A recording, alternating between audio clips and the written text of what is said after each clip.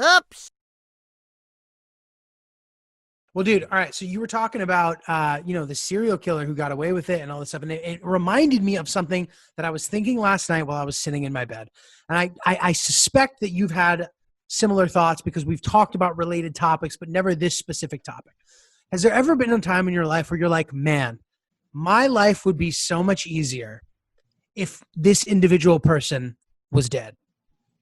Wow. It's a terrible thought, and I feel guilty thinking it, but I was just imagining my life without this one specific person in it and thinking about how much better my life would be.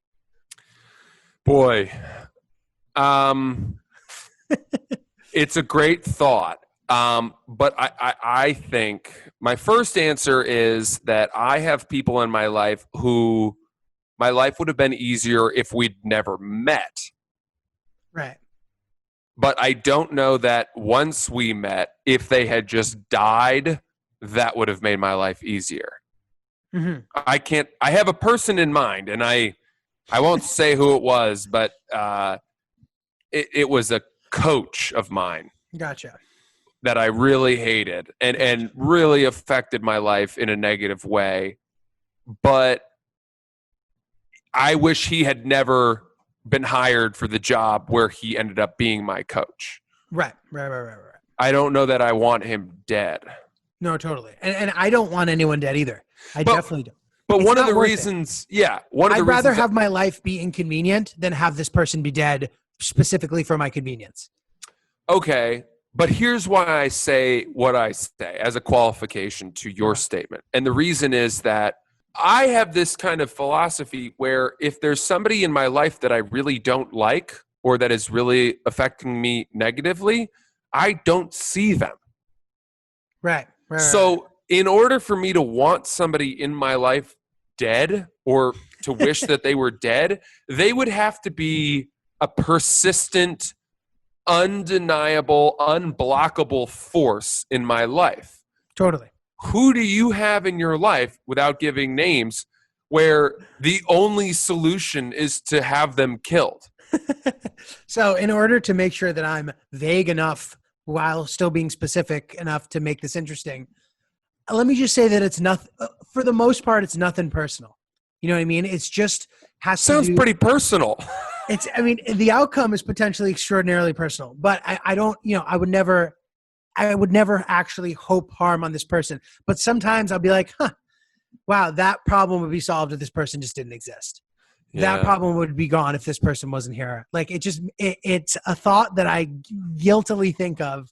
And then I'm like, oh, wow, that would be awesome. But then I'm like, okay, there's no way to hope for that. Of course, that would be terrible. But I just think about how much easier, logistically speaking, my life would be if a certain person didn't exist. Got it. Yeah, I think that's a totally fine fantasy. Listen, we talked about this before. Edgar Allan Poe famously wrote a poem called, I think it was called The Imp of the Perverse. And psychologists have often cited this poem, basically, which is that the human brain can envision the darkest scenarios happening without acting on them. Right. So like sometimes I'm standing on a subway platform, it's not hard for this thought to pop in my head. Oh, look, there's a person just to my left. I could push them gently and they'd get smushed by the train and I would kill them. I have that power. Right. What's holding me back? Totally.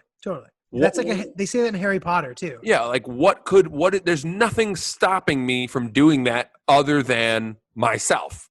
Totally. And what if my brain just malfunctioned for a second and I did that? I know. That person would be dead. I'd be going to jail, maybe being killed. I don't know. I know. So that's the imp of the perverse. We've all envisioned crazy, horrific scenarios, but what separates, I think, us from psychopaths is that we don't act on them. Right, exactly. And that's the key, which is, and I think they say something about that in Harry Potter. It's like the actions kind of dictate who you are as opposed to whatever shit you're thinking. But dude, in relation to this, I do this all the time and I wish that I couldn't because it makes me so uncomfortable. I'll be sitting at a table with lovely people who are being so nice to me. And I play out the scenario in my head of what would happen if I said the most offensive possible thing to them. I think we've maybe talked about this a little bit, but like, do you ever do that? I do. I find it hard to hold my tongue.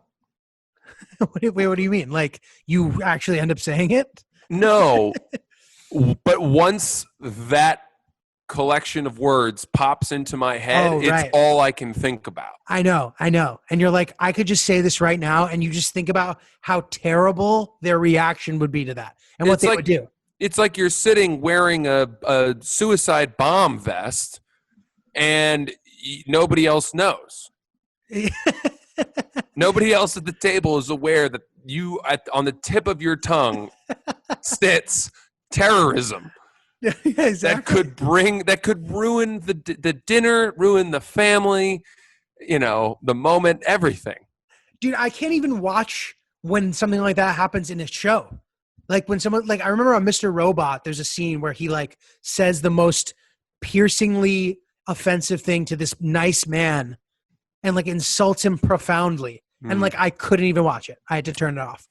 That's why I couldn't watch that show about with the British woman who wrote the show, the comedian. Oh, Maisel, Mrs. Maisel? No. It's like a Fleabag. Fleabag, yeah. Yeah. There's a little of that. The first episode, she goes on that date with that really sweet guy. He's got big front teeth. And she just says the most horrible shit to him, and I couldn't watch it. I know. That's definitely an uncomfortable show. It's pretty good though, but yeah, I've heard it's. Yeah, I couldn't watch it after that, but that I do admire her for sure. If you like that video, check out our channel where we have way more videos.